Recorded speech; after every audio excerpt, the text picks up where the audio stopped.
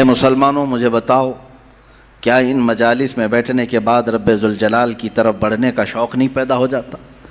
کیا محبت مصطفیٰ میں اور اضافہ نہیں ہو جاتا؟ روحوں میں بالیدگی پیدا ہوتی ہے، آنکھوں میں ایک تمنا پھر سے جنم لینے لگتی ہے کہ وہ رسول کرام وقار صلی اللہ تعالیٰ علیہ وسلم کے ہم تذکرے سنتے رہیں۔ میں بارہا یہ کہتا ہوں، ہم محرم کے آتے ہی 10 مجالس سجاتے ہیں، ذکر امام حسین کے نام پر، ذکر شہدائے کربلا کے نام پر۔ یہ کوئی نئی بات نہیں ہے، برسوں سے یہ ریت چل رہی ہے، اور ہمارے مشائخ، ہمارے علماء، اسلاف سبوں نے سنایا اور ہم تک منتقل کیا۔ ہم بھی سنا رہے ہیں، اپنے بچوں کو منتقل کر رہے ہیں۔ کل یہ ہمارے بچے اس ممبر پر بیٹھیں گے اور یہی تذکرے سنائیں گے۔ لیکن ایک بات میں آپ سے کہتا ہوں، لوگ ہم سے یہ کہتے ہیں کہ ہر سال یہ واقعات، ہر سال یہ کربلا کے تذکرے کیوں سنائے جاتے ہیں؟ ہو گیا تھا کربلا ایک بار، بار بار اس کو کیوں سنایا جاتا ہے؟ میرے عزیزوں، چلو اگر میں بار بار سناتا ہوں تو سننے والے بار بار کیوں سنتے ہیں؟ سننے والے کیوں سنتے ہیں؟ بولنے والا اگر بار بار سناتا ہے تو سننے والے چھوڑتے بھی تو نہیں ہیں۔ بات پتہ یہ چلتی ہے کہ نہ بولنے میں یہ پرانا لگتا ہے، نہ سننے میں پرانا لگتا ہے۔ حسین اعظم کے ذکر میں جدت ہے، لذت ہے اور ایک نیا پن ہے، اور انہی مجالس کے صدقے ہم بہت سارے تذکرے بھی کر لے جاتے ہیں۔ عزیزان گرامی، یہ تمام ہماری محافل کا سب سے پہلے میں شکر بجا لاتا ہوں رب ذوالجلال کی بارگاہ میں، اس کائنات کے خالق نے، ہم سب کے پالنہار حقیقی نے ہمیں اس دنیا والی چیزوں کو غور سے دیکھو۔ قل انظروا ماذا فی السماوات والارض، تم آسمانوں میں غور سے دیکھو کیا کیا چیزیں ہیں۔ یہ کیوں دیکھنے کا حکم بار بار رب تعالیٰ ہمیں فرماتا ہے؟ اس لیے کہ تم مجھ تک پہنچ سکو، رب تعالیٰ کی معرفت تمہیں حاصل ہو جائے۔ انسان کا اس دنیا میں آنے کا ایک مقصد یہی ہے کہ وہ اپنے خالق کو پہچانے، اپنے مالک کو پہچانے، اپنے رب کو، اپنے پالنے والے کو پہچانے۔ اور دنیا یہاں ہر ایک کو پہچانتی رہ گئی، اور رب ذوالجلال جس کو پہچاننے کے لیے بھیجا گیا تھا اس کی طرف تک وہ دو بھی نہیں کیا، محنت بھی نہیں کیا اور پوچھا بھی نہیں۔ میرے عزیزو، لاکھوں راستے ہیں اس مولا کو پہچاننے کے، اس کے باوجود آج لاکھوں انسان گمراہ ہیں، مشرک ہیں، کافر ہیں، کچھ تو خدائے ذوالجلال کا انکار کرنے والے اور کچھ غفلت میں موجود ہیں۔ لیکن وہ خوش نصیب انسان ہے جسے اللہ کی معرفت حاصل ہو گئی، رب تعالیٰ نے اپنی طرف اسے راستہ دے دیا اور وہ اپنے مالک کو پہچانا اور اپنے سر کو محفوظ رکھا صرف اسی بارگاہ میں جھکانے کے لیے۔ وہ دنیا کا عظیم انسان ہے، وہ دنیا کا خوش نصیب انسان ہے۔ باقی سب جو بھولے بھٹکے ہیں، راستہ بھٹکے ہوئے ہیں، ان کے لیے ہمیں کہا گیا کہ تم انہیں سیدھے راستے کی طرف بلاؤ۔ آج سے ہماری یہ مجالس اسی ضمن میں بھی ہوں گی کہ ہم ان بھولے بھٹکوں کو دعوت دینے کے لیے بیٹھے ہیں جو اپنے رب کو پہچاننے سے اور رب کے تعالیٰ کے احکام سے بغاوت کر کے پھر رہے ہیں۔ عزیزان گرامی، اب آپ سب کی بارگاہ میں جو چیزیں میں عرض کرنے جا رہا ہوں وہ بہت توجہ سے سنیں کہ یقیناً اللہ عز و جل رب ذوالجلال، اس کی بہت ساری صفات ہیں، 99 صفات آپ نے سنا بھی ہوگا۔ اسماء حسنہ میں اللہ رحمان ہے، رحیم ہے، کریم ہے، حلیم ہے، عظیم ہے، غفار ہے، جبار ہے، ستار ہے، قہار ہے، یہ سب اس کی صفات ہیں، اور ہر صفت کو پہچاننے کے لیے زندگیاں لگ جاتی ہیں۔ اللہ تبارک و تعالیٰ کی بارگاہ میں پہنچنے کے لیے انسان زندگیاں لگا دیتا ہے، اور بعض لوگ یہ سمجھتے ہیں کہ ہم گھر بیٹھے ہی اللہ تعالیٰ کی معرفت حاصل کر لیں۔ ایسا نہیں ہے میرے عزیزو۔ آج سب سے پہلے چیز میں یہ عرض کرتا ہوں، آخر خدا ہے یا نہیں؟ کسی نے دیکھا نہیں، سوال تو ہے ہی ہے۔ ہم تو چلے روایات کے اعتبار سے، ہمارے گھروں سے ہمیں جو علم دیا گیا ہے ہمارے ماں باپ کی طرف سے، اور ماحول نے ہمیں جو علم دیا ہے وہ یہی ہے کہ ہم بولنے کے قابل ہوئے اسی وقت ہمیں کہلا دیا گیا تھا لا الہ الا اللہ، اللہ کے سوا کوئی معبود نہیں۔ ہمیں اللہ کے وجود کا بہت بچپن میں ہی علم دے دیا گیا، لیکن ہم بڑھتے بڑھتے اب زمانے کو دیکھنے لگے تو پتہ چلا کہ یہاں بہت سارے دہریے بھی ہیں، ایتھسٹ ہیں، جو خدا کا ہی انکار کرتے ہیں کہ خدا ہے ہی نہیں، کوئی دین ہے ہی نہیں۔ آج میں ان کے سلسلے میں عرض کروں گا کہ آخر ایسا کیسے ہو سکتا ہے کہ کوئی خدا ہی نہیں؟ یہ اور بات ہے کہ ایک ہے، دو ہے، کون ہے، اس پر الگ بحث، لیکن جن لوگوں نے کہا ہے ہی نہیں تو مجھے تعجب ہوتا ہے کہ آخر عقل تمہاری ہے یا نہیں؟ عقل سے اگر سوچو گے تو پھر تمہیں مجبوراً کسی نتیجے پر جانا ہوگا۔ امام اعظم ابو حنیفہ رضی اللہ تعالیٰ عنہ دہریوں کے لیے کھلی تلوار تھے۔ دہریہ کس کو کہتے ہیں؟ جو خدا کا ہی انکار کرتا ہے، یعنی کوئی نہیں ہے، نہ بھگوان ہے، نہ خدا ہے، کوئی چیز ہے ہی نہیں، ہم خود سے چل رہے ہیں۔ امام اعظم رضی اللہ تعالیٰ عنہ کی بارگاہ میں ایک جماعت آئی ملحدین کی، اور وہ تلواریں لے کر کے ہی آتے تھے کہ موقع پا کر کے انہیں قتل کر دے۔ ایک دن امام اعظم ابو حنیفہ رضی اللہ تعالیٰ عنہ ان کی جماعت کو آتے ہوئے دیکھا، اور اچانک آپ اپنی مجلس سے کھڑے ہوئے اور کہنے لگے میں کچھ گہری سوچ میں ہوں۔ وہ قریب آئے اور پوچھا کیا سوچ رہے ہیں آپ؟ کہا کہ میں نے سنا ہے کہ ایک سمندر میں کشتی چل رہی ہے، اور بڑی برابر منزلوں پر وہ رکتی ہے اور اپنا سامان خود ہی اتارتی ہے، نہ اسے کوئی چلاتا ہے، نہ لوڈنگ ان لوڈنگ کرنے والے کوئی مزدور ہیں، وہ خود بخود سامان لیتی ہے، خود بخود سامان اتارتی ہے۔ یہ روبوٹک دنیا بھی نہیں تھی اس وقت کہ وہ یقین کر لیتے، سائنسی دنیا بھی نہیں تھی اس وقت۔ تو ان دہریوں نے کہا کیا مذاق کر رہے ہیں آپ کہ سمندر میں کشتی بغیر ملاح کے، بغیر کیپٹن کے چل رہی ہے اور خود سامان لوڈ کر رہی، اتار رہی ہے، ہمارے ساتھ مذاق کر رہے ہیں آپ؟ ہم عقل والے لوگ ہیں، آپ کی اس بات پر کوئی بیوقوفی یقین کر سکے گا؟ امام اعظم ابو حنیفہ رضی اللہ تعالیٰ عنہ فرماتے ہیں اتنی جب تجھے عقل ہے کہ ایک کشتی سمندر پر بغیر کسی چلانے والے کے نہیں چلتی، تو یہ پورے کائنات کا نظام بغیر چلانے والے کے کیسے چل سکتا ہے؟ برابر وقت پر سورج کا طلوع ہونا، برابر وقت پر سورج کا غروب ہو جانا، چاند کا اپنی منزلوں پر چلنا، اور یہ سمندروں کا برابر اپنے مدار میں رہنا، اور یہ زمین کا طرح طرح کے پودے اگنا، اس میں پھول کا آنا، پھلوں کا آنا، یہ کیا اللہ کے ہونے کی نشانیاں نہیں ہیں؟ کوئی تو ہے جو یہ سارا نظام چلا رہا ہے۔ ہاں تم یہ کہہ سکتے ہو کہ مشینیں ہم چلا رہے ہیں، پنکھے ہم چلا رہے ہیں، لائٹ ہم چلا رہے ہیں، چلاؤ دنیا کی ساری مشینیں چلاؤ، لیکن میں اگر ایک فیلڈ میں آؤں ان دہریوں سے پوچھتا ہوں۔ امام شافعی رحمۃ اللہ علیہ نے کیا جواب دیا؟ میں چاروں اماموں کی بات بتا دیتا ہوں۔ چاروں اماموں نے رب ذوالجلال کے وجود کے متعلق کیا کیا کہا ہے۔ امام مالک نے تو یوں فرمایا، آپ سے پوچھا گیا کہ خدا ہے، انہوں نے کہا ہاں۔ کیا دلیل کیا ہے؟ کہتے ہیں کہ زبانوں کا مختلف ہونا، انسانوں کی زبانوں کا الگ الگ ہونا اور الگ الگ نسلوں کا ہونا، یہ اللہ کے وجود کی دلیل ہے۔ امام شافعی سے پوچھا گیا آپ کوئی دلیل دیں گے کہ کوئی ہے؟ آپ نے کتنی پیاری بات فرمائی، ارشاد فرماتے ہیں شہتوت کا درخت دیکھا ہے؟ شہتوت کا درخت آپ نے دیکھا ہے؟ شہتوت جو ہے بہت باریک باریک سے پھل ہوتے ہیں، میٹھے ہوتے ہیں، اور اس کا پتا جو ہے وہ کئی قسم کے جانور کھاتے ہیں۔ شہتوت کے پتے کو شہد کی مکھی بھی چوستی ہے، شہتوت کے پتے کو گائے بکریاں بھی کھاتی ہیں، ہرن بھی کھاتی ہے۔ یہ سب کے ایک رنگ کا ہوتا ہے، ایک ہی ٹیسٹ کا ہوتا ہے۔ امام شافعی فرماتے ہیں شہد کی مکھی اسی شہتوت کے پتے پر بیٹھتی ہے، چوستی ہے، اور اپنے چھتے میں جا کر کے شہد اگل رہی ہے۔ بکریاں اور گائے اس شہتوت کے پتے کو کھاتی ہیں، مینگنیاں ڈال رہی ہیں یا دودھ دے رہی ہیں۔ اسی شہتوت کے پتے کو ہرن کھاتی ہے، ہرن نافع پیدا کرتی ہے، جو مشک کی طرح ایک نافع ہوتا ہے، نہایت ہی اچھی خوشبو اس کے اندر آتی ہے۔ امام شافعی فرماتے ہیں ایک شہتوت کا پتا بکری میں جائے تو الگ اثر کرے، شہد کی مکھی میں جائے تو الگ اثر کرے، گائے میں جائے اور ہرن میں جائے تو الگ اثر کرے، آخر ایک شہتوت کے پتے سے نافع، دودھ اور شہد بناتا کون ہے؟ بناتا کون ہے؟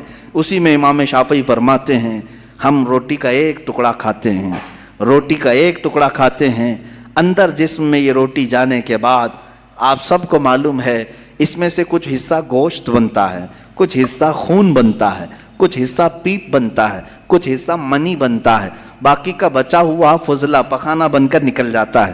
ایک روٹی گیہوں کی کھاؤ، جو کی کھاؤ، جوار کی کھاؤ، روٹی ایک ہی طرح کی ہے. اور اس سے گوشت کون بناتا ہے، خون کون بناتا ہے، اور پیپ کون بناتا ہے، منی کون بناتا ہے، سب کی الگ الگ قسمیں ہیں.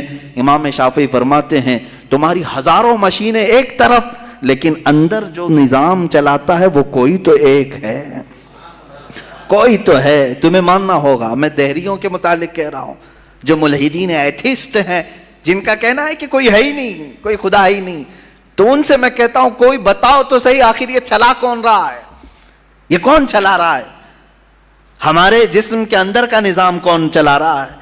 اور قرآن نے انہی کی طرف بار بار اشاروں میں بتایا ہے، آیات میں، کہ کیا تم دودھ کو نہیں دیکھتے، دودھ کہاں سے پیدا ہوتا ہے. کہ اللہ تعالیٰ فرماتا ہے کہ ہم نے دودھ کو گائے کے خون اور اس کے گوبر کے بیچ میں سے پیدا کیا ہے. اس کا فضلہ گائے کا گوبر ہے پیٹ کے اندر، اور اس کا خون بھی ہے، خون نہایت ہی سرخ، گوبر نہایت ہی الگ رنگ کا، اور اس کے بیچ سے صاف و شفاف دودھ کا نکلنا. دودھ آتا ہے، نہ کبھی اس میں گوبر کی بو آئی، نہ کبھی خون کا رنگ آیا. قرآن کہتا ہے آخر یہ کون ہے جو اس طرح صاف ستھری غذا نکالتا ہے تمہارے لیے. کیا شہد کی مکھی کو نہیں دیکھتے؟ قرآن کہتا ہے جب وہ ڈنک مارتی ہے تو اس کے زہر کا کوئی مارے تو زہر چڑھ جاتا ہے، اور کئی لوگوں کی موت بھی ہوتی ہے، لیکن وہی اپنے چھتے پہ بھی تھوکے تو وہ نہایت ہی میٹھی غذا ہے، نہایت ہی میٹھی غذا ہے. شہد کی مکھی اپنا رس چھتے پر ڈالے تو وہ دنیا کی سب سے اچھی غذا، وہی اگر کسی کو ڈنک مارے تو سب سے برا زہر ہے. اعلیٰ حضرت رضی اللہ تعالیٰ عنہ نے اپنے آپ کو یوں فرمایا ہے کہ میں وہ شہد کی مکھی ہوں جس کی مٹھاس کا بھی جواب نہیں، جس کے ڈنک کا بھی جواب نہیں. یہ تو ضمناً میں نے بات عرض کی. خدا قدیر و جبار کے وجود پر میرے عزیزو ایک دو نہیں، لاکھوں مثالیں دنیا میں ہیں، لاکھوں مثالیں. ابھی تو کائنات کے رازوں تک ہم پہنچے ہی کہاں ہیں. سمندر کے اندر کی دنیا، پیڑ پودوں کے اندر کی دنیا. اب آئیں امام احمد بن حنبل رضی اللہ تعالیٰ عنہ، یہ کیا فرماتے ہیں؟ آپ سے پوچھا گیا خدا ہے، کوئی دلیل ہے آپ کے پاس؟ کہتے ہیں میں تمہیں بتاتا ہوں، ایک قلعہ ہے، ایک قلعہ ہے ایسا کہ چاروں طرف سے بند، نہ ایک سوراخ جانے کا راستہ، نہ اس پہ کھڑکی، نہ دروازہ، کچھ بھی نہیں، ہوا تک نہیں جا سکتی، ہوا تک نہیں جا سکتی، پورا بند ہے. اور اندر اس قلعے میں اچھلتا کودتا ہوا ایک جان والا پیدا ہوتا ہے، اور پھر وہ اس قلعے سے باہر آتا ہے. امام احمد بن حنبل کی ان باتوں کو سن کر لوگوں نے پوچھا ایسا کیسے ہوتا ہے؟ بند قلعہ، ہوا بھی نہیں جاتی، کوئی سوراخ بھی نہیں، اور اس کے اندر سے کوئی اچانک پیدا ہوتا ہے. امام احمد بن حنبل فرماتے ہیں یہ تو روز ہوتا ہے، مرغی کے انڈے میں نہیں دیکھتے. مرغی کا انڈا مجھے بتاؤ اس میں کتنی کھڑکیاں ہیں، انڈا تو اوپر سے پورا بند ہوتا ہے، ہوا تک نہیں جاتی، لیکن مرغی اس کو گرم کرے. اب تو مشینوں میں بھی، اب مشینوں سے بھی ہوتا ہے. مجھے یہ بتاؤ انڈے کی زردی اچانک ایک جاندار چوزے کی شکل کیسے اختیار کرتی ہے؟ کون ہے جو اسے چونچ دیتا ہے؟ کون ہے جو اسے پر دیتا ہے؟ اور پھر ہم نے جانوروں کو، پرندوں کو، ہر ایک مخلوق کو دیکھا ہے، ان میں رنگ ایسے بھرے ہوئے رہتے ہیں، دنیا کا کوئی آرٹسٹ بھی اس طرح کے رنگ بھر نہیں سکتا.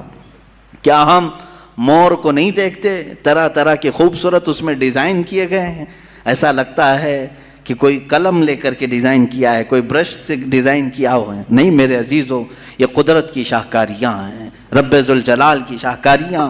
اور تم بے شمار خوبصورت مخلوقات کو دیکھو گے. پھر میں ان دہریوں سے پوچھتا ہوں آخر ان تمام کو پیدا کرنے والا کوئی تو ہوگا، کوئی تو ہوگا. تم لاؤ ڈھونڈ کر کے آخر کون ہے یہ سب پیدا کرتا ہے. یہ تو تخلیق، نظریے تخلیق، خدا کو پہچاننے کے 4 نظریے دنیا میں مشہور ہوئے ہیں. الہیات، اس کو علم الہیات کہتے ہیں جو میں بیان کر رہا ہوں. تھیولوجی، سائنس کے نظریے سے بھی، یعنی اللہ کو پہچاننے کے لیے، خدا کو ڈھونڈنے کے لیے نظریے بنائے گئے. فلسفیوں نے الگ، سائنٹسٹ نے الگ، علماء ربانیین نے الگ، حکماء نے الگ، سب کے اپنے اپنے نظریے ہیں.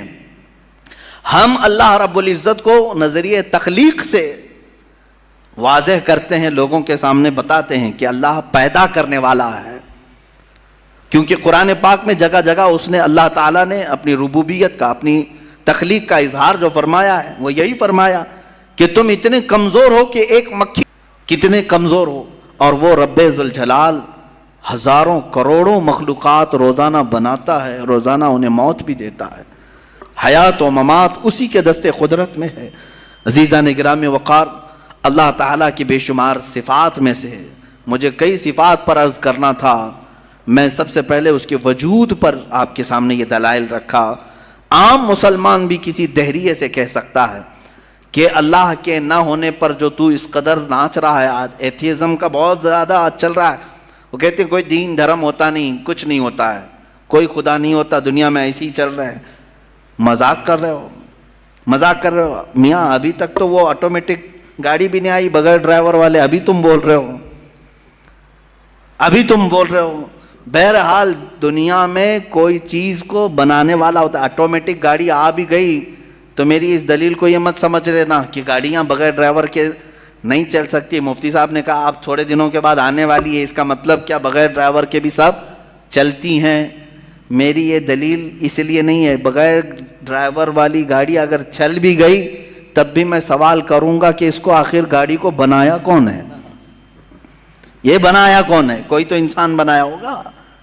تو اسی طرح سے ہر چیز کو دنیا کی آپ کو یہ علم لے کر کے جاتا ہے تھیولوجی کا کہ کوئی نہ کوئی اس کا پیدا کرنے والا ہے، بنانے والا ہے۔ فلسفی ان کے ہاں ایک قانون ہے، دور اور مسلسل، یعنی تسلسل، کنٹینیو کوئی چیز ہو نہیں سکتی۔ مثال کے طور پر مجھے پیدا کرنے والا کوئی ہے اور اس کو پیدا کرنے والا کوئی ہے، اس کو پیدا کرنے والا، یہ جو سوچ ہے تسلسل اس کو کہتے ہیں۔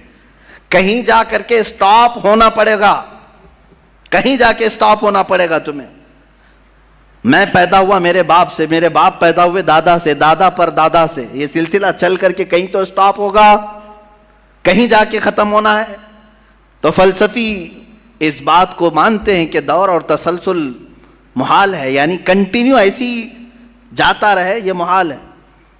ان کے ہاں ایسا ہے۔ میرے عزیزو، اب اگر میں ان سے سوال کروں کہ جیسے بہت سارے لوگ بھگوانوں کو بھی مان لیے، جبکہ بھگوان کی بیوی بھی ہے، بھگوان کے بچے بھی ہے اور بھگوان کا باپ بھی ہے، تو پھر اب سوال آئے گا کہ بھگوان کا دادا کون، بھگوان کا پردادا کون؟ پھر وہ نسب چلے گا، کہیں تو جا کے رکنا ہے، کہیں تو جا کے رکے گا۔ بچے ہیں تو اب تک ان کی نسل کیوں نہیں؟ بھگوان کے بھی بیٹے بیٹیاں تھیں نا، بہت سارے بھگوانوں کا تذکرہ ہندوستان میں ہے، ان کے بیٹے بیٹیاں بتائی گئی ہیں، کتنے بیٹے تھے، رام کے بھی، کرشن کے بھی، سب کے بھی بتائے گئے ہیں بیٹے بیٹے۔ تو اب اولاد کہاں ہیں؟ باپ دادا کہاں تھے؟ میرے عزیزوں، میری اس بات کو یقیناً کوٹ کیا جائے گا، مجھے معلوم ہے چند دنوں پہلے یہ کہہ رہا تھا اورنگزیب کی اولاد برتن مانج رہی ہے، ٹیپو سلطان کی اولاد پنچر لگا رہی ہے، تجھے تو یہ ٹیپو سلطان اورنگزیب کی اولاد نظر آئی، ان کی کہاں ہے جن کا میں ذکر کر رہا ہوں؟ ان کی کہاں ہے؟ اور بہرحال اورنگزیب اور ٹیپو سلطان ان تمام کو چھوڑو، ان کی اولاد کو تو نے برتن مانجتے یا پنچر لگاتے تو دیکھا اللہ نے تو تجھے بانج بنا کر رکھا ہے، تیرے سے کوئی چیز نہیں آ سکتی سوائے گوبر اور غلاظت کے، کوئی چیز نہیں آ سکتی۔ میرے عزیزوں، میں یہاں عرض یہ کر رہا ہوں دور اور تسلسل، کہ اگر اس طرح کسی کا باپ ہے تو پھر دادا بھی ہوگا، دادا ہے تو پردادا بھی ہوگا، یہ چلتا رہے گا سلسلہ۔ یہ اسلام یہ ہے جس نے کہا قل هو اللہ احد اللہ الصمد لم یلد ولم یولد، کہو وہ اللہ ایک ہے، اللہ بے نیاز ہے، لم یلد نہ وہ کسی سے پیدا ہوا ہے، ولم یولد نہ اس سے کوئی پیدا ہوگا، اس سے کوئی لم یلد، اس سے کوئی، ہو گئی بات۔ اب نہ میرے خدا کا کوئی باپ ہے، نہ بیٹا ہے، نہ بھائی ہے، نہ بہن ہے، کہیں یہ تصور آئے گا ہی نہیں۔ تم ہم سے یہ سوال نہیں کر سکتے کہ اللہ کے آباء و اجداد کہاں ہے، اولاد کہاں ہے۔ ہم نے خدا کو مانا ہی ایسے ہے کہ وہ جسم و جسمانیت سے بھی پاک ہے، رشتہ داری سے پاک ہے، کوئی نہ اس کا ہمتا ہے، ایک ہی سب کی سنتا ہے۔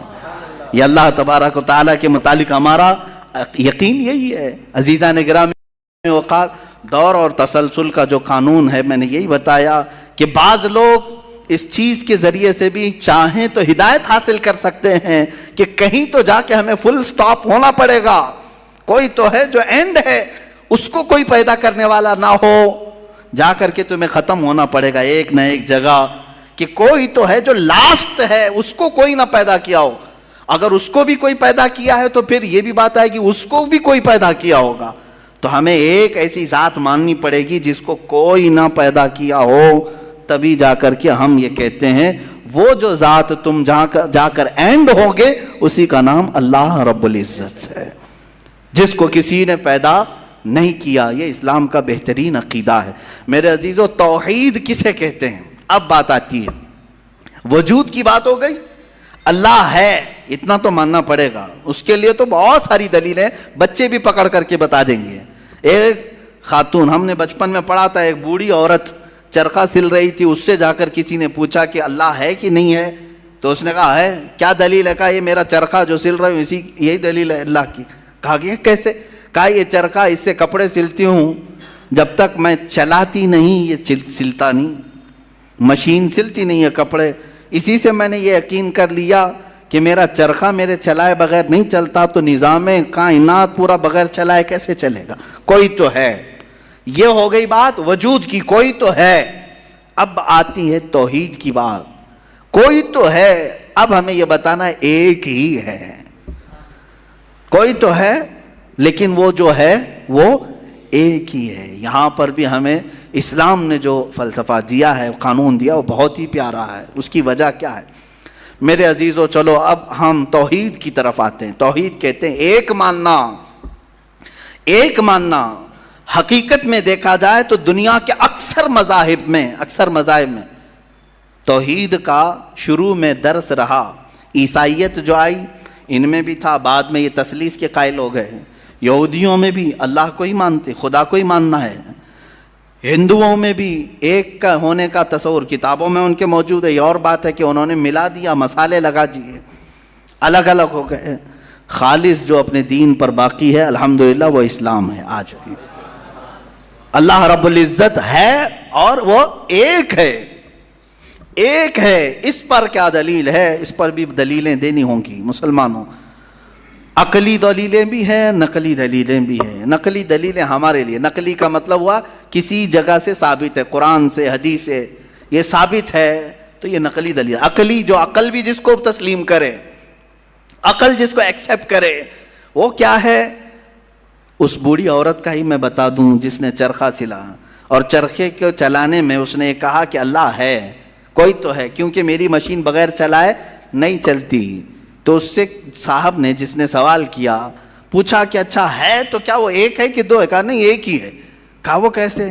کہا دو ہو تو دیکھو تم سامنے بیٹھو، ادھر سے چلاؤ، میں ادھر سے چلاتی ہوں، پھر کپڑے کی کیا درگت بنتی ہے؟ تم اپنی طرف کپڑا کھینچ رہے ہوں گے، میں اپنی طرف کپڑا کھینچ رہی ہوں گی۔ اس سے میں نے یہ یقین کر لیا میرے کپڑے کو سلنے کے لیے میرے چرخے پر ایک ہی کا ہونا ضروری ہے۔ دو بیٹھیں گے تو کپڑا پھر پائجامے کی بجائے کرتا ہو سکتا ہے، کرتے کی بجائے چڈی ہو سکتی ہے، کچھ بھی ہو سکتا ہے، کچھ بھی سل جاتا ہے۔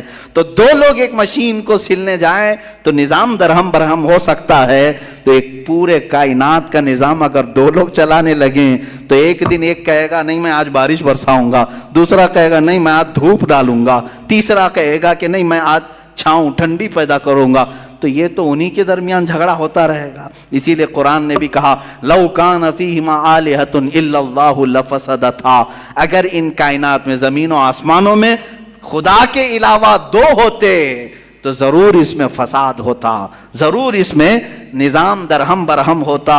میرے عزیزوں، یہاں دیکھ رہے ہیں ہم بہت سارے نظاموں کو، کمیٹی کا مسئلہ ہے، مسجد کا مسئلہ ہے، بہت سارے چیزیں دیکھیں، صدر صاحب کچھ اور کرنا چاہتے ہیں، نائب صدر صاحب کچھ اور کرنا چاہتے ہیں، سیکریٹری کچھ اور کرنا چاہتے ہیں، حکومت میں جائیں پرائم منسٹر کو اور چاہتا ہے، ہوم منسٹر کچھ اور کہتا ہے، اس کی تو بڑی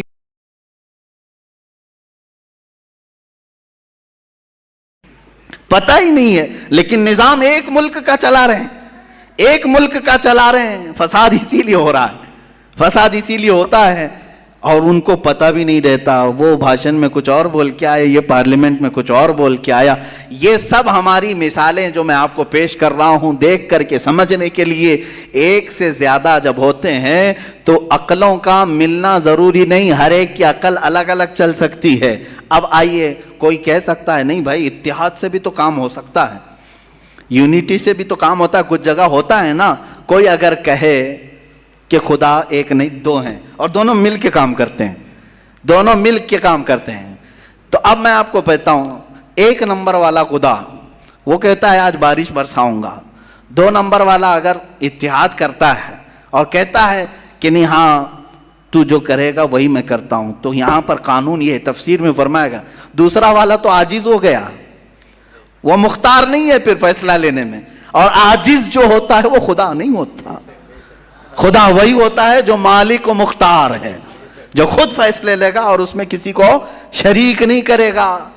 تو اگر دوسرا والا مان گیا اس کی تو وہ خدا عاجز ہو گیا، اس کی اپنی نہیں چلی، دوسرے دن دوسرا چلایا اور پہلے والا راضی ہو گیا تو پہلا عاجز ہو گیا، تو خدا عاجز نہیں ہو سکتا۔ یہ ہمارا عقیدہ ہے، خدا وہی ہے جو قادر مطلق ہے، قادر مطلق ہر چیز پر وہ خود فیصلے لیتا ہے، خود ہی اختیار رکھتا ہے۔ الحمدللہ اسلام کو اتنا پاک و صاف رکھا گیا ہے۔ خدا کا جو عقیدہ ہے ہمارے ہاں، عقیدہ توحید ہے، وہ انسان کے ذہن کو بھی پاک و صاف کرتا ہے، انسان کا ذہن بھی پاک و صاف رہتا ہے۔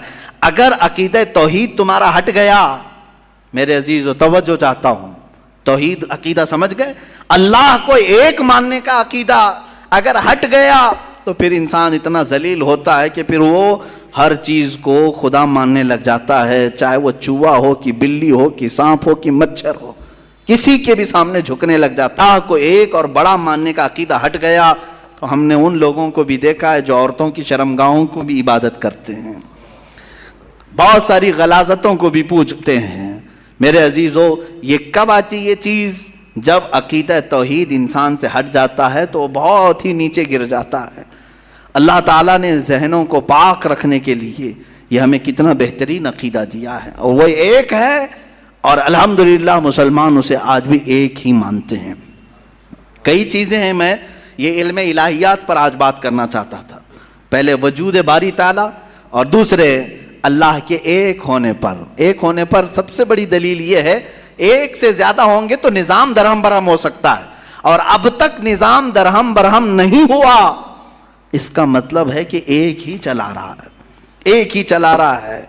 سورج کو جس طرح سے اس نے سالوں سے چلایا ہے، چاند کو جس طرح چلایا ہے، موسموں کا آنا جانا، قرآن خود یہ کہتا ہے، میں نے آیت خطبے کے بعد یہی تلاوت کی، ان فی خلق السماوات والارض واختلاف اللیل والنہار، بے شک زمینوں کی پیدائش میں، آسمانوں کی پیدائش میں اور رات و دن کے آنے جانے میں تمہارے لیے بہت بڑی نشانیاں ہیں، کہ ایک ہی ہے جو اس کو اپنی مرضی سے بنایا ہے، عزیزان گرام وقار، ہندوؤں میں بھی ایک ہونے کا عقیدہ تھا کہ ایک خدا ہے۔ بہت ساری کتابیں ہیں جس کو میں نے پڑھا ہے جس میں کہا گیا ہے سنسکرت میں کہ وہ ایک ہی ہے، لیکن ہوا یہ کہ بعد میں ان تعلیمات میں مکسنگ کیسے آئی؟ جیسے ہمارے ہاں فرشتوں کا تصور ہے، جبرائیل ہیں، میکائیل ہیں، اسرافیل ہیں، اسرائیل علیہم السلام، جو ملائکہ ہیں وہ اللہ تبارک و تعالیٰ نے انہیں مختلف کاموں پر لگایا ہے۔ میکائیل علیہ السلام بارش برساتے ہیں، روزی پہنچانے کے کام میں ہیں، اسرائیل علیہ السلام روح نکالتے ہیں۔ تو ان ملائکہ کو جس طرح سے ہمارے ہاں تصور دیا گیا اللہ کے فرشتے، تو ان لوگوں نے ان دوسرے کاموں کو دیکھ کر ہر ایک چیز کا الگ الگ خدا بنا لیا، ہواؤں کا خدا الگ، بارش کا خدا الگ، آگ کا خدا الگ، پانی کا خدا الگ۔ یہاں پر دھوکہ کھا گئے، وہ خدا نہیں ہے، وہ خدا کے فرشتے، اللہ تبارک و تعالیٰ نے جن کو ان کائنات کے کاموں پر لگایا۔ ہمارا عقیدہ میں بتا رہا ہوں عزیزان گرامی، یہاں پر میں یہ باتیں اس لیے عرض کر رہا ہوں کہ سب سے پہلے وجود باری تعالیٰ اللہ ہے، دوسری چیز وہ ایک ہے۔ اب تیسری چیز آتی ہے جس کے متعلق آج کے بہت سارے دہریے سائنس کے اسٹوڈنٹ وہ کہتے ہیں اگر ہے مان لیا، ایک ہے مان لیا، دکھتا کیوں نہیں ہے؟ یہ بھی سوال ہے. ہمارا عقیدہ ہے نراکار ہے اور وہ آکار مانتے ہیں. بعض لوگ ان کے ہاں بھی ہے جو خدا کو نراکار مانتے ہیں کہ وہ نہیں دکھ سکتا. میرے عزیزو، یہ جن لوگوں نے ہم سے سوال کیا کہ پھر وہ دکھتا کیوں نہیں، وہ دکھتا کیوں نہیں، اس کے لیے میں جواب یہ بتاؤں گا کہ اگر انسان جس طرح سے آج پیدا کیا گیا، جتنی اس کے اندر کمزوریاں ہیں، انسان کی آنکھوں میں پورا کا پورا سورج نہیں سما پا رہا ہے. کڑی دھوپ میں سورج کو کیوں نہیں دیکھتے؟ وہ تو دکھ رہا ہے نا. تو دیکھو 1 گھنٹہ دیدار کرو، درشن کرو سورج کی. کیوں نہیں کرتے؟ نہیں کرتے. آپ کے اندر تاب و طاقت نہیں ہے. سورج کروڑوں میل دور ہے، اس کو آپ پورے طور پر اپنی آنکھوں میں نہیں لے پا رہے ہیں. تو یہاں سے تم سب کو پتا چلا کہ میری آنکھیں کمزور ہیں، دنیا کی بڑی چیزوں کو میں سما نہیں سکتا. تو یہ تو سورج کے بارے میں کہہ رہا ہوں جو رب ذوالجلال کی ہزاروں نہیں کروڑوں تخلیقات میں سے ایک ذرہ ہے. اس ایک ذرے کو ہماری آنکھیں نہیں سما پاتی تو پورے کائنات کے خدا کو، رب ذوالجلال کی تجلیات کو کیسے سما پائیں گے؟ آنکھوں میں کیسے اسے سما سکتے؟ اسی لیے اللہ نے قرآن میں فرمایا لا یدرکہ الابصار، اس کو کوئی آنکھ گھیر نہیں سکتی. وہ کیوں؟ سوال بھی تو ہے کہ اگر گھیر لے آنکھیں، ہو کیا جاتا اگر اللہ کو دیکھ لیتے؟ تو اس کے متعلق فلسفی طور پر بھی اور اسلامی طور پر بھی میں بتاؤں. میرے عزیزو، عقیدہ ہمارا یہ ہے کہ اللہ، اس کا کوئی سائز نہیں، اس کا کوئی سائز نہیں. اتنا چوڑا، اتنا اونچا، اتنا لمبا، اتنا چھوٹا، یہ چیز ہے نہیں، ہم اس کو مان نہیں سکتے. تو جب آنکھوں میں تمہارے کوئی چیز آئے گی تو وہ سائز والی ہی آئے گی. کچھ تو سائز ہوگا اس کا، چاہے وہ 100 کلومیٹر والا ہو. اگر آنکھوں میں آ گئی تو سائز بن گیا، اور جس چیز کا سائز بن گیا وہ خدا ہو نہیں سکتا. ہمارے ہاں یہ عقیدہ ہے کہ اللہ تبارک و تعالی جسم و جسمانیت سے پاک ہے، مکان و مکانیت سے پاک ہے. اس کی یہ تمام چیزیں ایسی نہیں جس طرح انسان کی آنکھ، ہاتھ، پیر، منہ، پیٹ، یہ تمام چیزوں سے وہ پاک ہے. وہ جیسا ہے وہ اللہ بہتر جانے. لیکن انسان کی دنیا میں آنکھیں اس چیز کو سما نہیں سکتی، اور جو چیز اس کی آنکھوں میں سما گئی وہ خدا ہو نہیں سکتی. اس کے لیے ایک فارمولا میری طرف سے لے کر کے جاؤ. جس چیز کو بھی دیکھا کسی نے دنیا میں سوائے رسول اللہ کے، میرے آقا صلی اللہ علیہ وسلم ایکسیپشن میں بتا رہا ہوں، حضور کو چھوڑ کر کے پوری کائنات کی بات کر رہا ہوں، جس نے کسی چیز کو دیکھا وہ خدا ہو نہیں سکتا. ام المومنین عائشہ صدیقہ نے بھی فرمایا ہے کہ جس نے بھی یہ کہا کہ خدا کو یہ دیکھا ہے ظاہری آنکھوں سے، کھلی آنکھوں سے، وہ سب سے بڑا جھوٹ بولا ہے، دنیا کا سب سے بڑا جھوٹ بولا اس نے. اب یہ بات میں اس لیے عرض کر رہا ہوں کہ ہو سکتا ہے تمہارے تک بھی آ جائے وہ بھیجے میں خدا دکھانے والے پیر صاحب. ہاں، کچھ لوگ خدا کو دکھا کر کے مرید کرانا چاہتے ہیں اور تانا مارتے ہیں، ارے میاں ہم تو دکھا کے مرید کرتے ہیں. دکھا کے کس کو؟ بکرے کے بھیجے میں دکھا کر کے. میاں ان کو یہیں خدا مل رہا تھا معاذ اللہ رب العالمین، کلیجے میں نہیں، پھیپڑے گردے میں نہیں. جس چیز کے کھانے کا شوق پیر صاحب کو ہوا وہاں خدا دکھانا شروع کیا. نعوذ باللہ من ذالک، استغفر اللہ. یہ نہایتی جہالت ہے اور زندیق لوگ ہیں. میں آپ سب سے یہ کہنا چاہوں گا جو اس طرح کی بات کرے اس سے یہ کہو کہ پیر صاحب بڑے ہیں کہ موسیٰ علیہ السلام بڑے ہیں. کون ہے؟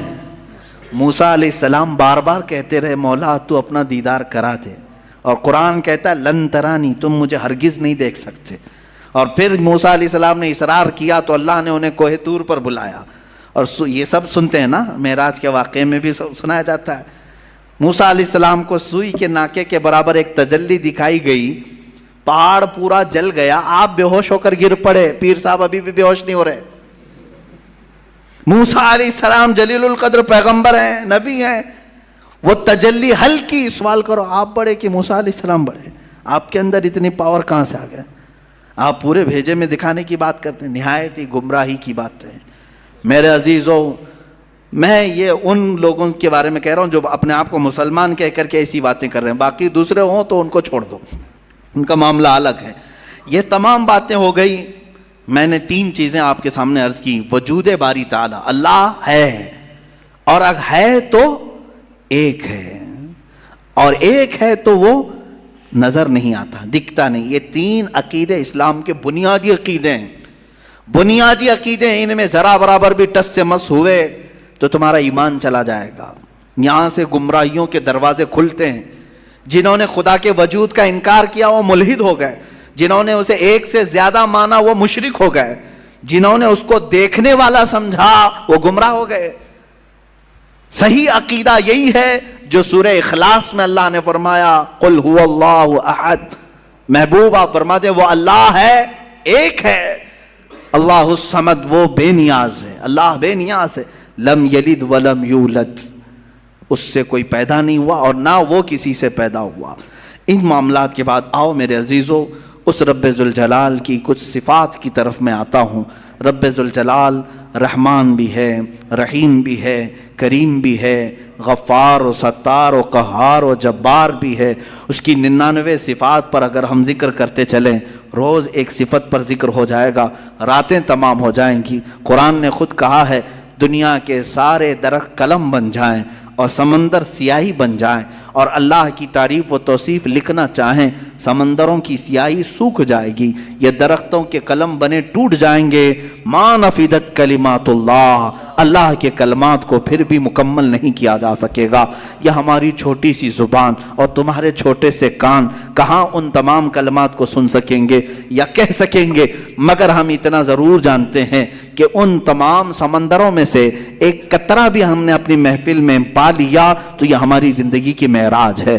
اللہ رحمان ہے، یقیناً ہم نے اس کو بسم اللہ میں بھی پڑھا، سورہ فاتحہ میں بھی پڑھا، بلکہ ہم اپنے بچوں کو بھی یہی کہتے ہیں، ماں باپ کو بھی یہی کہتے ہیں۔ اب اس کے رحمان کی صفات دیکھنا ہے، کیسے رحمان کسے کہتے ہیں؟ رحم کرنے والا، رحم کرنے والا، نرمی کا معاملہ کرنے والا لوگوں کے ساتھ، بلکہ اپنی ساری مخلوقات کے ساتھ نرمی کا معاملہ کرنے والا۔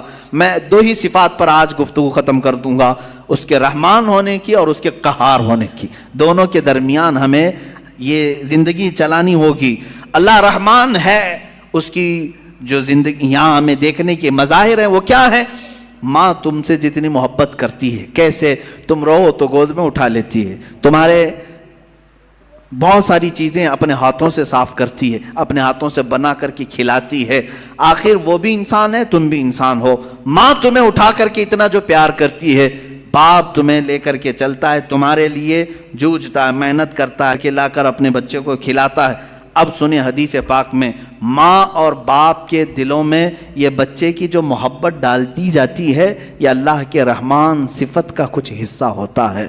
یہ اس کی صفت کا تھوڑا سا حصہ جب اللہ ماں اور باپ میں ڈالتا ہے تو وہ بچوں سے اس قدر پیار کرنے لگ جاتے ہیں۔ اگر وہ رحمت کی صفت مولا ماں اور باپ کے سینے سے نکال دے تو ہر باپ اپنے بچے کو قتل کرنے پر بیٹھ جائے، ماں اپنے بچے سے دوری اختیار کر لے۔ ایسا نہیں ہوتا۔ ماں بوڑھی ہو جائے یا بچہ اس کا بوڑھا ہو جائے، پھر بھی ماں اس بوڑھے بچے کو بھی سینے سے لگاتی ہے، اس کے پسینے دیکھنا نہیں چاہتی، اس کی جبینوں پر خم نہیں دیکھنا چاہتی۔ یہ ماں کے اندر جو ہلکی سی بھی محبت آپ دیکھتے ہیں، یہ رب ذوالجلال کے رحمان کا اس کے مظاہر میں سے ایک مظہر ہے۔ اب اندازہ کرو اللہ تبارک و تعالیٰ اپنے بندوں سے کس قدر رحم کا معاملہ فرماتا ہے۔ آج ہم جو بیٹھے ہیں یہ بھی تو اس کے رحم کا ہی معاملہ ہے، اس کے رحمان ہونے کا ایک بین ثبوت ہے۔ ہم حضرت ابوبکر شبلی رضی اللہ تعالیٰ توجہ جاتا ہوں، سلسلہ قادریہ کے بہت بڑے بزرگ ہیں۔ آپ سے پوچھا گیا کہ حضور سنا ہے کہ آپ کی بہت ساری کرامتیں مشہور ہیں، کوئی کرامت ہمیں بھی دکھائیں۔ توجہ، بہت سارے لوگ کرامت کے نام پر گمراہ بھی ہوتے ہیں۔ لوگوں کو ایسا لگتا ہے کہ کہیں جیب میں سے جلیبی نکال کر کے کھلا دے، ابھی کیا ابھی وہی پیر کرامت والا ہے، اچانک کچھ نکال کے دکھائے۔ حضرت ابوبکر شبلی نے تو ایک الگ ہی کرامت بتائی۔ کیا کرامت بتائی جانتے ہیں؟ حضرت ابوبکر شبلی فرماتے ہیں میاں ہمارا اس زمین پر زندہ چلنا پھرنا ہی بڑی کرامت ہے۔ کہا کیوں؟ کہا ہم اتنے گنہگار ہیں کہ زمین پھٹ جائے اور ہم دھس جائیں، پھر بھی زمین نہ پھٹتی ہے نہ ہم دھستے ہیں. یہ اللہ تعالیٰ نے کرامت ہی تو دیا ہے. یہ کرامت تو اللہ نے سب کو دیا ہے. یہ رحم کا معاملہ اللہ نے سب کے ساتھ کیا ہے، آپ کے ساتھ بھی، بلکہ ان کے ساتھ بھی کیا جو اسے مانتے بھی نہیں ہیں، جو اسے گالیاں دیتے ہیں، ان کے ساتھ بھی رحم کا معاملہ کیا. سیدنا ابراہیم علیہ الصلوۃ والتسلیم کے ساتھ ایک معاملہ پیش آیا. آپ بغیر مہمان کے کبھی کھانا نہیں کھاتے تھے، 2 دن بھی اگر کوئی مہمان نہیں آتا تو آپ کھاتے نہیں. ابراہیم علیہ السلام 2 دن تک بھوکے رہے. تیسرے دن ایک مہمان ملا، اسے لے کر کے آ کے دسترخوان پر بٹھا دیا. کہا کہ آپ ہمارے گھر کے مہمان ہیں، اب کھانا بنایا گیا اچھا دسترخوان پر. کہا چلو بسم اللہ کرو کھاؤ. وہ دہریا تھا، ملحد تھا. کہا کون سا اللہ، میں اللہ کو نہیں مانتا. اتنا کہا ابراہیم علیہ السلام کو جلا لایا. آپ نے دسترخوان کھینچ لیا، کہا اٹھو گھر سے، نکلو باہر جاؤ. دسترخوان پر بیٹھا ہوا تھا، اس کو اٹھا دیا. یہ تو شان ہے انبیاء کی. اللہ کے دشمنوں سے دسترخوان شیئر نہیں کرتے، افطار پارٹی والے ہیں وہ. اللہ کے دشمنوں سے دسترخوان شیئر نہیں کرتے، انبیاء کی شان ہے. وہ اٹھ کر کے چلا گیا. ہاں یہ ہمارے لیے حکم یہی ہے میرے عزیز. لیکن اللہ رب العزت نے وہی فرمائی ابراہیم علیہ السلام کو. کہا ہے ابراہیم کیوں اٹھا دیا اس کو؟ 50 سال کا تقریباً ادھیڑ عمر کا آدمی تھا. کہا کیوں اٹھا دیا؟ کہا ہے مولا وہ تیرا نام نہیں لینا چاہتا، میں اس کو دسترخوان پر کیسے بٹھاؤں؟ رب ذوالجلال نے فرمایا اے ابراہیم پچھلے 50 سال سے میں اسے ویسے ہی کھلا رہا ہوں، جبکہ وہ کبھی میرا نام نہیں لیا. آج تمہارے دسترخوان پر ایک بار اس نے نام نہیں لیا، تم نے اٹھایا. میرے عزیزو اس کا مطلب یہ نہیں ہے کہ اس کا نام نہ لے تو بھی ہم کھلائیں، وہ تو سنت الہیہ ہے، وہ مولا کریم کی صفات ہے. لیکن انسان کے اخلاق تو یہی ہیں کہ انسان اپنے رب سے اگر محبت کرتا ہے تو اللہ رب العزت کے دشمنوں سے کبھی دوستی نہیں کر سکتا. قرآن بھی یہی کہتا ہے یا ایھا الذین آمنوا لا تتخذوا عدوی وعدوکم اولیاء، اے ایمان والو میرے دشمنوں اور اپنے دشمنوں کو دوست نہ بناؤ. وہ ٹاپک بھی آئے گا انشاءاللہ. قرآن پاک کی 26 آیات پر لوگوں کو تو یعنی پیٹ میں مروڑ ہوتا ہے، پیٹ میں مروڑ ہوتے ہیں. ان آیات میں سے ایک آیت یہ بھی ہے، سورہ ممتحنہ کی پہلی آیت ہے. اللہ فرما رہا ہے اے ایمان والو لا تتخذوا عدوی وعدوکم، میرے دشمنوں کو اور اپنے دشمنوں کو اولیاء یعنی دوست نہ بناؤ. میرا رب نے اتنا حکم کیا دیا، ان کو تکلیف شروع ہو گئی. قرآن جو ہے نفرت سکھاتا ہے، قرآن نفرت. یہ تمام انشاءاللہ العزیز زندگی باقی رہی یہ 26 آیتوں کا جو مضمون ہے یہ ان کی کتابوں سے بھی میں نکال کے دکھاؤں گا. سیم ٹو سیم چیزیں، سیم ٹو سیم چیزیں وہاں پر بھی موجود ہیں. تو پیدا کرو کسی اور وسیم گندے رافضی کو جو وہاں سے بھی نکال سکے. عزیزان گرامی وقار، بات میں عنوان سے ہٹ نہ جائے اس لیے میں عرض کروں گا وہ رب ذوالجلال رحمان ہے، اور اس کے رحم کا معاملہ تو ہے، اس کے رحم کا معاملہ ہے کہ آج جس طرح سے لوگ ہمیں پیش کرنا چاہ رہے ہیں کہ یہ ایک ڈراؤنی شکل ہماری بنا کر کے اسلاموفوبیا یعنی مسلمانوں سے لوگوں کو ڈرانا، یہ اگر تمام دوسرے قوموں کی طرح بھی ہو جاتے تو میرے عزیزو یہ سب کا جینا حرام کر کے رکھتے. ہمارے ہاں آخرت کا تصور ہے، ہمارے ہاں رب ذوالجلال کو جواب دینے کا تصور ہے، ہمارے ہاں اللہ رب العزت کے دیکھنے کا تصور ہے کہ وہ ہر گھڑی ہمیں دیکھ رہا ہے. یہ تمام تصورات لے کر کے مسلمان جی رہا ہے. تم کہہ رہے ہو یہ آتنکوادی ہے، دہشت گرد ہے، اور جو اس طرح سے کر رہا ہوگا اس کا تصور ختم ہو چکا ہوگا. ہمیں تو اللہ رب العزت کے ہونے کا اتنا احساس ہے کہ رات کے اندھیرے میں بھی ہم ڈرتے ہیں کوئی ایک گندی تصویر بھی دیکھنے کے لیے، جبکہ کوئی نہیں دیکھ رہا ہے. اس لیے کہ مسلمان اس عقیدے کے ساتھ جیتا ہے کہ اللہ لا الہ الا هو الحی القیوم لا تأخذہ سنۃ ولا نوم. مسلمان اس عقیدے کے ساتھ جیتا ہے وہ اللہ ہے جو حی ہے اور قیوم ہے، اسے نہ اونگ آتی ہے نہ نیند آتی ہے. یعلم خائنۃ الاعین وما تخفی الصدور، تمہاری آنکھوں کی خیانت کو بھی وہ دیکھ رہا ہے، تمہارے دلوں کے گزرنے والے حالات سے بھی وہ واقف ہے. ہم اس تصور کے ساتھ اس عقیدے کے ساتھ جی رہے ہیں. بہرحال میرے عزیزو اس کے رحمان کی صفات بے شمار ہیں، بے شمار ہیں. اور اس کا ہے کہ نہیں وہ رحمان ہے، رحمت تو کر رہا ہے، میرے ساتھ تو نہیں ہو رہا ہے، میرے ساتھ تو نہیں ہو رہا ہے، میں تکلیفوں پہ تکلیفیں اٹھاتا ہوں. میرے عزیزو صبر نہیں کرتا انسان اور اس طرح کی باتیں کر جاتا ہے. یہ ایسا ہی گھبرانے والا آدمی ہے جیسے کوئی ٹرین سرنگ میں جائے، ٹنل میں جائے تو کچھ جو باولے لوگ ہوتے ہیں اچھل کود کرنے لگ جاتے ہیں۔ کبھی ٹرین کا سفر کیا آپ نے؟ درہم میں بکتا تھا اس کا آدھا درہم، وہ آدھا درہم لاتی تھی، اس میں سے آدھے یعنی پاؤ کر کے اس سے پھر کپاس روئی خریدتی اور پھر اس کا آدھا درہم بناتی اور باقی کا گھر میں خرچہ کر۔ ایک دن آدھے درہم کی روئی لائی اور پورے کا اس نے دھاگا بنا دیا۔ دھاگا کچا ہوتا، سوکھنے کے لیے رکھی صحن میں، اندر کھانے کے بنانے کے انتظامات کر رہی تھی، ایک کوا آیا اور دھاگا اٹھا کے لے گیا۔ بیوہ عورت، اس کے سوا کچھ بھی نہیں تھا، آج کچھ بھی نہیں تھا اس کے پاس، بھوکی رہ گئی۔ اب نہ خریدنے کے لیے دھاگا خریدنے کے، روئی خریدنے کے بھی پیسے نہیں، کھانا بنانے کے بھی پیسے نہیں، آلریڈی بیوہ ہے اور غریب ہے۔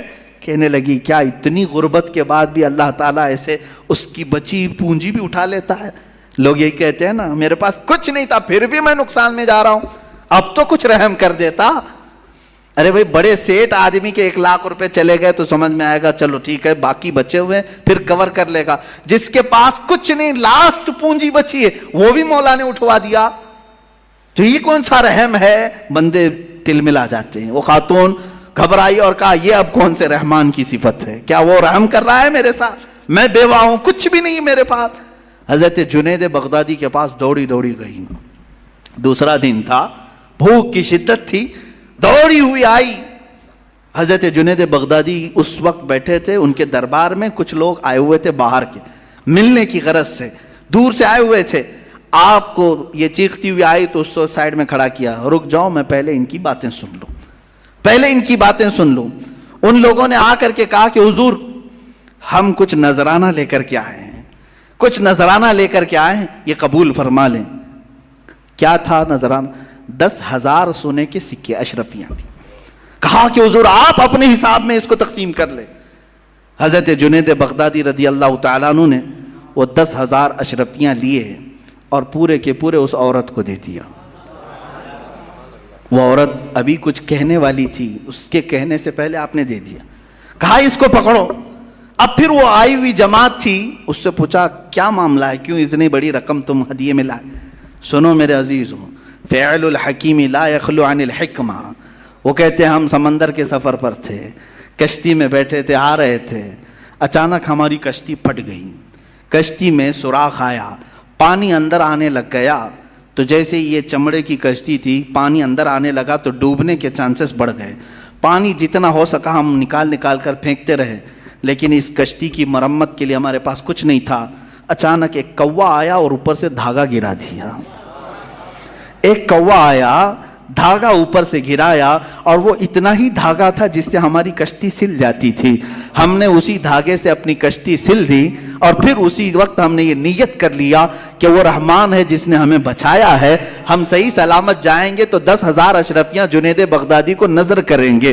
وہاں ہم نے منت کر لی تھی، میرے آقا ہم نے صحیح سلامت کنارے کو پا لیا، اب آ کر کے وہ 10,000 اشرفیاں آپ کی بارگاہ میں ہم نے نظر کر لیا۔ حضرت جنید بغدادی دلوں کے حالات سے باخبر تھے، اس خاتون کی طرف دیکھا اور پوچھا کیا تمہارے رب نے صحیح رحم کیا یا نہیں؟ تمہارے آدھے درہم کو کوے سے اٹھوا کر بدلے میں 10,000 اشرفیاں دیتا ہے، اسی کا نام رحمان ہے۔ وہ رحمان ہے۔ بندہ گھبراتا ہے، کہتا ہے ایسے کیسے ہوگا، میرے پاس کچھ بھی نہیں تھا پھر بھی اٹھا لیا۔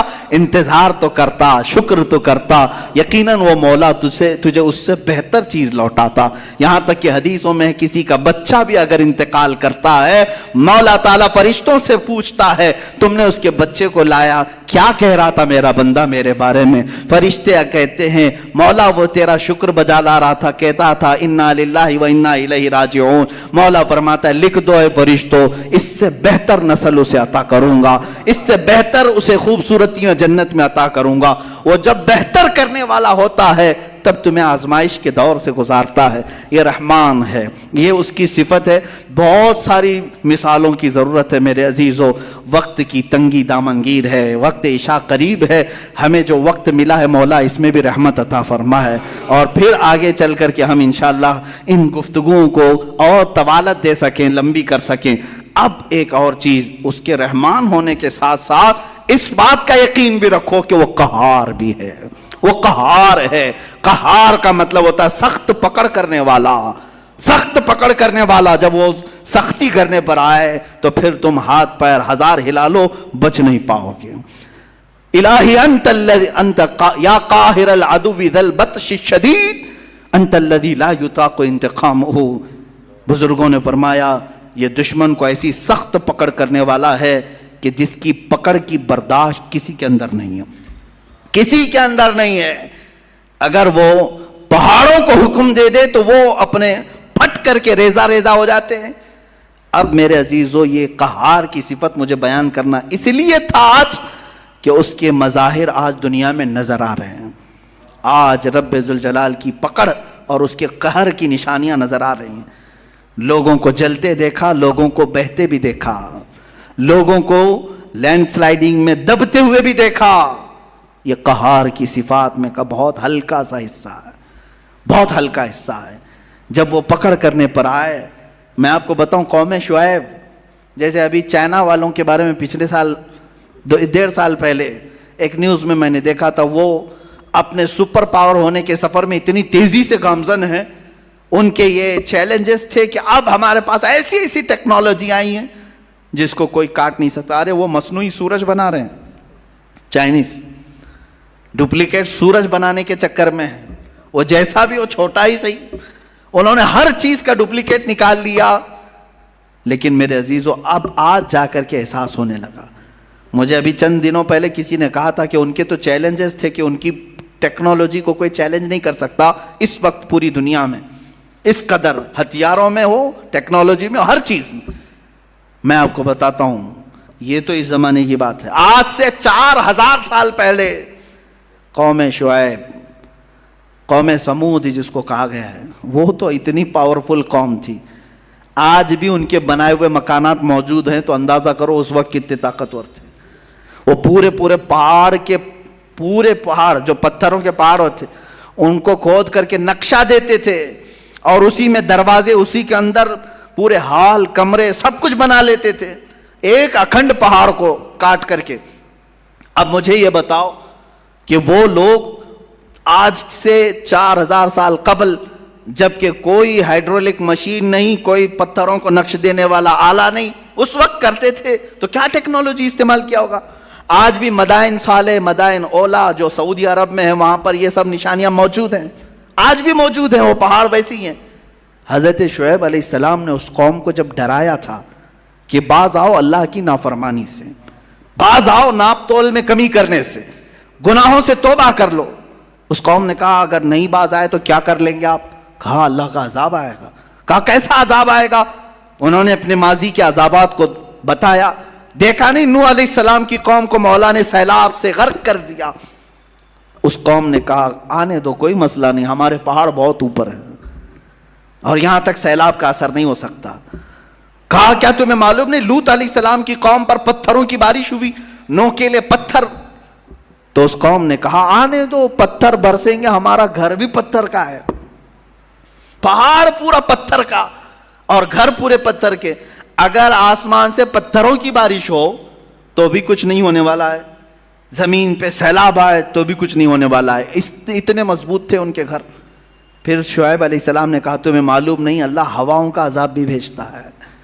ہوائیں اس قدر تیز چلتی تھی کہ لوگوں کی چھتیں اڑ جاتی, انسان کے ٹکڑے ہو جاتے تھے. اس قوم نے کہا کہ ہوائیں بھی ہمارے گھروں کا کچھ نقصان نہیں کر سکیں گی, پہاڑوں کو ہلا نہیں سکیں گی. اس قدر مغرور قوم, اس قدر گھمنڈی قوم. میرے عزیز و رب ذوالجلال نے پھر کون سا عذاب بھیجا. قاہر العدو ذی البطش الشدید. نہ پہاڑ پر پتھروں کی بارش, نہ سیلاب کا عذاب, نہ ہواؤں کا عذاب, بلکہ جبرائیل امین علیہ السلام کو حکم دیا کہ جائیں نیچے آپ. جبرائیل علیہ السلام نیچے آئے اور آنے کے بعد ان کو حکم دیا گیا کہ اے جبرائیل اپنی آواز نکالو, بس آواز نکالو. جبرائیل علیہ السلام نے صبح کے وقت اپنی صرف آواز نکالی, ایک چیخ. اس چیخ میں اتنا زور دھماکہ تھا کہ وہ قوم سمود جو اپنے گھروں میں تھی ان کے کانوں سے بھیجا نکل کر پھٹنے لگا. پورا بھیجا کانوں سے باہر نکلتا تھا, آنکھوں کے پتلیاں اڑ کر کے باہر آ گئیں, اور جب جا کر کے دیکھا گیا تو وہ اپنے پہاڑ نما گھروں کے اندر چھتڑے بکھرے ہوئے تھے صرف ایک آواز سے۔ میرے عزیزو یہ کوئی ایسی لفاظی نہیں، آج بھی دنیا جانتی ہے ایٹم بم اگر پھٹتا ہے تو اس کا سب سے بڑا طاقت کا راز آواز ہے۔ آواز، بم کے اندر جو آواز ہوتی ہے یہی کان پھاڑتی ہے، عمارتیں پھاڑتی ہے، آواز کے اندر اتنا اثر ہے۔ جبرائیل علیہ السلام کی صرف چیخ سے ان کے بھیجے نکل گئے۔ یہ قاہر العدو ذو البطش الشدید، اسی لیے اس نے قرآن میں فرمایا ان بطش ربک لشدید، بے شک تمہارے رب کی پکڑ بہت سخت ہے۔ عزیزان گرامی، آج ہم حالات دیکھ رہے ہیں، پوری دنیا جس بیماری اور بلا اور وبا کے چکر میں جوجھ رہی ہے، یہ رب تعالیٰ کے امتحانات میں سے ایک ہے۔ یہ بیماری کو لایا گیا یا آئی ہے، جس طرح سے بھی ہے، ہم اس بیماری کے چکر میں مفلس تو ضرور ہو گئے، غریب تو ضرور ہو گئے، کمزور تو ضرور ہو گئے، ہماری عبادتیں ہم سے چھینی گئی ہیں، ہمارے کاروبار حقیقت ختم ہونے لگی ہے۔ بیماری آئے نہ آئے لیکن اس کے چکر میں بہت ساری چیزیں آ گئی، لوگوں کے اندر چھوت چھات کا ماحول الگ، لوگوں کے اندر ڈاکہ زنی کا ماحول الگ، اس کے بعد مفلسی اور قحط سالی اتنی بڑھ جائے گی میرے عزیزو جس کا حساب نہیں ہوگا۔ آپ اندازہ کریں چند دنوں کے بعد میری یہ بات اگر آپ کو نہ لگے کہ اب اللہ تبارک و تعالیٰ اپنے قہر کی صفت کو ظاہر فرما رہا ہے، کیونکہ انسان اس قدر آج نافرمان ہے، اور دیکھیں نافرمان ہونا اور ہے لیکن اس مولا کو اور اس کے حبیب کو گالیاں دینا اور ہے۔ رب ذوالجلال عذابات اس وقت کھول دیتا ہے جب اس کے نبی کی شان میں کثرت سے توہین ہونے لگتی ہے۔ میں محسوس کر رہا ہوں آج کے زمانے میں سب سے زیادہ میرے نبی کو گالیاں دی جا رہی ہیں، پوری طاقتیں ایک طرف ہو رہی ہیں، حکومتیں ان کے سپورٹ میں آ رہی ہیں، جو محمد عربی صلی اللہ علیہ وسلم کو نشانہ بنائے بڑی حکومتیں اسے پناہ دیتی ہیں، انہیں ویزے دیتی ہیں، انہیں سیکورٹی دیتی ہیں۔ تو یہ باضابطہ حکومتیں اور طاقت دیر ہے، تخت ان کے بکھرنے کا وقت آنے والا ہے۔ عزیزان گرامی، میں آپ کو ڈرا رہا ہوں جب اللہ کا عذاب آئے گا تو پھر سب اس میں ملوث ہوں گے، سب اس میں پیسے جائیں گے، اچھے اور برے سب عذاب میں بہیں گے۔ سیلاب آئے تو اچھوں کو الگ بروں کو الگ نہیں چھوڑتا، سب کو بہا لے جاتا ہے۔ اس رب ذوالجلال کے قہار کی صفات بھی آج ہیں۔ کیا آپ نہیں دیکھتے کہ ایک طرف جنگلات میں اچانک آگ کا لگ جانا اور بے حساب جانوروں کو آگ کی موت میں جھلس جانا، یہ اللہ کی پکڑ ہے، اللہ کا قہر ہے۔ بیماریوں میں پورے انسانوں کا گرفتار ہونا اللہ کا عذاب ہے۔ سیلاب کا اچانک آنا اور گھر کے گھر تباہ کرنا اللہ کا عذاب ہے۔ سورج کا گرہن لگ جانا، چاند میں گرہن لگنا اللہ کا عذاب ہے۔ تمہارے رزق سے برکت کا اٹھ جانا اللہ کا عذاب ہے۔ تمہارے سروں پر ظالموں کو بادشاہ مسلط کرنا اللہ کا عذاب ہے۔ جو ظالم ہیں، درندے ہیں، وہ تمہاری حکومتوں پہ آئے ہوئے، یہ اللہ کا عذاب ہے۔ اس عذاب سے چھٹکارا صرف اور صرف ایک ہی ہے کہ لوٹ آؤ اس رب ذوالجلال کی بارگاہ میں، لوٹ آؤ اور اسے مناؤ اور پھر پکار کر کہو استغفر اللہ ربی من کل ذنب واتوب الیہ، اے اللہ میں تیری پناہ مانگتا ہوں، میں بخشش چاہتا ہوں تیرے بارگاہ میں اور میرے تمام گناہوں کی معافی چاہتا ہوں۔ جس دن بندہ استغفار کر کے لوٹ آتا ہے تو پھر وہی قہار پھر تم پر اپنے رحمان کی صفات کا اظہار فرماتا ہے۔ وہ قہار ہے، پکڑ کرتا ہے، لیکن بندہ جب عاجزی کرتا ہے۔ اب آخری میں یہ کہہ کر کے جاتا ہوں، رحمان بھی صفت ہے، قہار بھی صفت ہے اس اللہ کی، اور رحم بھی کرتا ہے، پکڑ بھی کرتا ہے۔ آپ اگر ہم سے سوال ہی کرتے ہیں کہ کون سی چیز اس میں زیادہ بھاری ہے، رحمان کی صفت یا قہار کی صفت؟ ظاہر سی بات ہے قہار کی صفت آپ سب کو پتا ہے، جب وہ پکڑ کرے تو پورے کے پورے تباہ ہوتے ہیں، یہ تو بہت بھاری چیز ہے۔ لیکن حدیث پاک میں ملتا ہے، رب ذوالجلال نے حضور کی زبان پر ارشاد فرمایا، اللہ فرماتا ہے میری رحمت نے میرے غصے پر غلبہ کر لیا ہے۔ رحمان کی صفت قہار کی صفت پر غالب ہے، وہ رحم زیادہ فرماتا ہے، قہر کم کرتا ہے۔ بہرحال اللہ رب العزت کی بارگاہ میں ہم عریضہ پیش کرتے ہیں، مولا تو اپنے قہر سے ہم غریبوں کو بچا لے، ہم سب کو اپنے قہر سے آزاد فرما۔ اے کریم خدا تو اپنے رحمان کی صفات اور رحیم کی صفات کا اظہار مولا ہم سب گنہگاروں پر عطا فرما، ہم سب پر رحم فرما، کرم فرما۔ اے کریم خدا جو بیمار ہیں انہیں شفا عطا کر دے، جو انتقال کر چکے ان کی مغفرت فرما دے۔ مولا ہم سب کو جب تک تو دنیا میں رکھ تیری عبادت کرنے کی توفیق بخش، آخری سانس تک مولا یا اللہ جب دم واپسی ہو یا اللہ لب پہ جاری ہو بس لا الہ الا اللہ محمد رسول